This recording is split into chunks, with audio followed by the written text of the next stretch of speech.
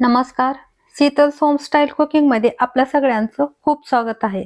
आज आपण पाहणार आहोत दुधी भोपळ्याची सुकी भाजी. चला तर कशी करायची ते पाहूया. ते भोपळा स्वच्छ धुवून साल काढून घेतलेला आहे आणि त्याच्या फोडी करून घेतलेला आहे. त्याच्यामध्ये जो थोडासा बियाचा भाग असतो तो आपल्याला काढून घ्यायचा आहे.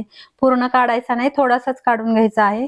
आता एका कढईमध्ये एक मोठा चमचा तेल घेतलेला आहे. 1 चमचा जिरे मोहरी, 2 कढीपत्त्याची पानं छान तडतडल्यानंतर 1 चमचा लसणाची पेस्ट टाकून द्यायची आहे.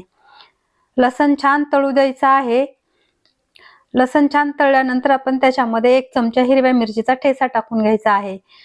ठेचा पण तेलामध्ये आपल्याला छान तळून घ्यायचा आहे. त्याच्यानंतर आपण जे दुधी भोपळ्याच्या फोडी केलेल्या होत्या त्या टाकून घ्यायच्या आहेत आणि 2 मिनिटं छान परतून घ्यायचं आहे.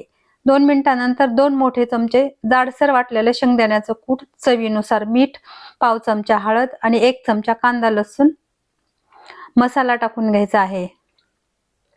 परत 2 मिनिटं आपल्याला छान असं परतून घ्यायचं आहे आणि त्याच्यानंतर आपल्याला हवं तेवढं थोडंसंच पाणी घालायचं आहे आणि 5 मिनिटासाठी झाकून ठेवायचं आहे.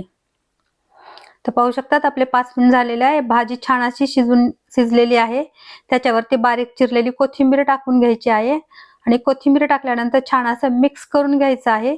चला आपली भाजी तयार आहे. एका बाउल मध्ये काढून घेऊया. व्हिडिओ शेवटपर्यंत पाहिल्याबद्दल धन्यवाद. भेटूया अशाच एका नवीन रेसिपी सोबत पुढच्या व्हिडिओ मध्ये.